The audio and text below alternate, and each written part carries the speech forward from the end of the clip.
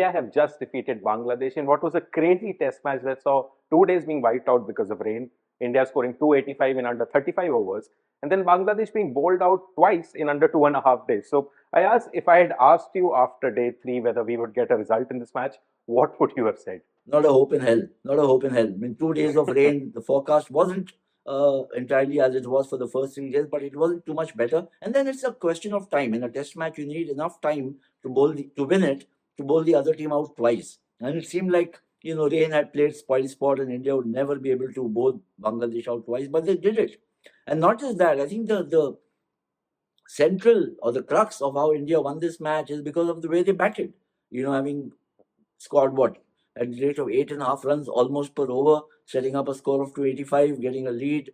And then, on the last day, or what we saw on the final day, just the bowling coming along so brilliantly. And that, to me, has been the highlight. The manner in which India have batted well or extremely when needed. Remember, Gill getting 100, Pant getting 100. And of course, before that, in the first match at Chennai, the way Ashwin and Jadeja saved India the blushes. And once the batsmen had provided enough heft for the bowlers just ran amok.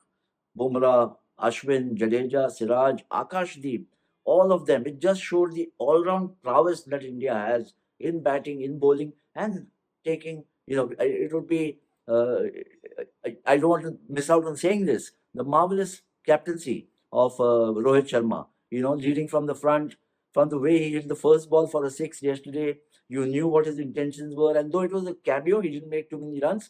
He just set the tempo and the tenor for India to score at that pace and pile on the pressure on Bangladesh. Yeah. What would you attribute this batting aggression to? I mean, do we have baseball to thank for it? I mean, Michael Vaughan seems to think so. But is it also because Sri Lanka had that dominant series win against New Zealand, which bumped them up to third on the WTC table? So, was there some sort of plan there because of Sri Lanka's dominance? Or, I mean, India could have gone for a draw and protected their undefeated streak at home. So, how do you explain this batting aggression? It's a bit of all of these, what you mentioned. I think the point you've raised about Sri Lanka getting the better of New Zealand and in such great style comprehensively obviously played a role. I mean, India comfortably placed in the WTC table, but you don't want to take any chances. And when you got Bangladesh in your backyard, you have to make the most of it. The way Bangladesh batted in the first innings, I mean, Momin made 100, which you must give him credit for, but I thought they were a little too. It was a very tedious innings, and it never seemed that they had gotten over the awe of playing India. So they allowed India to remain in the match and get this opportunity. Once the opportunity, even the slightest opportunity shows its face, you know how Rohit Sharma is as a captain. He's going to seize it with both hands. So I think that, you have to give credit to India for seizing the opportunity or for creating the opportunity. Bangladesh for surrendering the opportunity and then, of course, not making a fight of it, despite some instances like today we saw a partnership between Shanto and then Sharman. But then overall, some really poor batting by Bangladesh. That said, India's approach inspired by baseball, perhaps. But I think this was like baseball on steroids. The way India batted. So and India has got the batting and bowling depth, and that's where I think is going to be a little different from baseball. We'll have to wait and see what happens in Australia. But India has got, I think, more all-round muscle than England has. So baseball came a cropper in India when they came here. They lost, 4 test matches. So I think India just kind of flexed their muscles. And then I think also, apart from remaining on the WTC table at the top, also sending out a very strong signal, isn't it? It's a psychological game which is going to be played against Australia. So they've sent out a message, hey guys, we are coming, beware. Yeah. So moving on to the bigger picture now, what are your overall takeaways from this two-match series, and who are your performance for each team performers? Yeah. So, I mean, takeaway is obviously that India at home look invincible or perhaps are, haven't lost for what, 17, 18 series. And that just seems to get better and better with as you keep playing every year. The performance, the margins of victory, the overall all-round depth and variety of talent that India has is all coming to the fore. I'm very impressed with Yashasvi Jaiswal. I mean, I know that Ashwin, Jadeja, Bumrah, Gill, Pant, these have been the major contributors. Rohit Sharma as a captain, brief cameos in a couple of innings. Virat Kohli getting some runs and looking, at least in the first innings of the second test, looking really solid, going for the runs. But I think Yashasvi Jaiswal is emerging. He's looking to be a phenomenon, isn't he, Anirudh? 700 plus runs, 732, I think, against England. Loads of runs against West Indies. He just seems to enjoy uh, playing with red ball or white ball, any format you give it to him. He's there having, applying himself and making the most of it. And I think that he is one player that the Australians will have to watch out for. He's a left-hand batsman, starting right at the top of the order.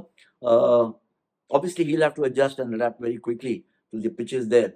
But I think he's the kind of batsman who will take bowlers apart when in the mood or when he's well set. And not just that, he sets the team up into positions from where they can force the issue, they can force a win. That's a very crucial commodity in players. If you have that, then you're what we call defined usually as a match winner.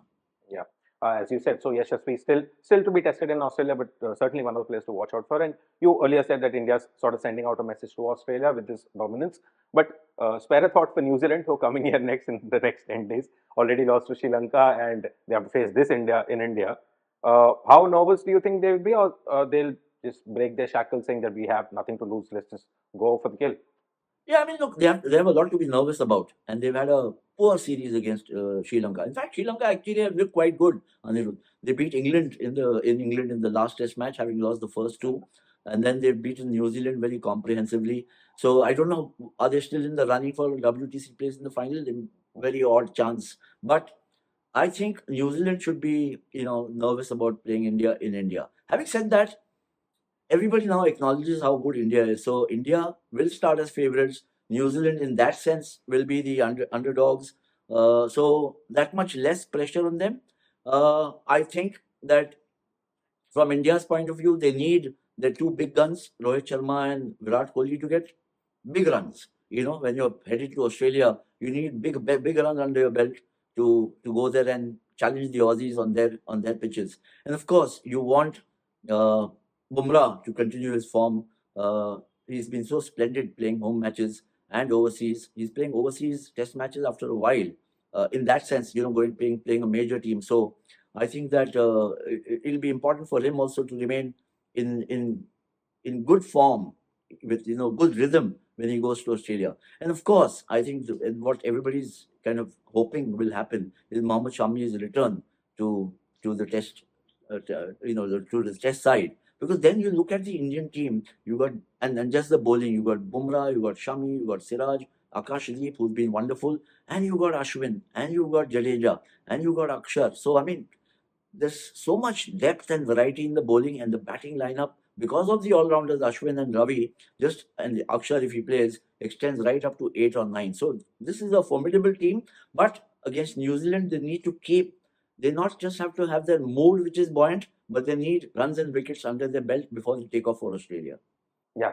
So as I mentioned earlier, around 10 days left till the first match against New Zealand begins, and we'll come to you before that with a preview. So yeah, that's it for this episode of Sports Home. We'll see you next time. Thanks, Anirudh.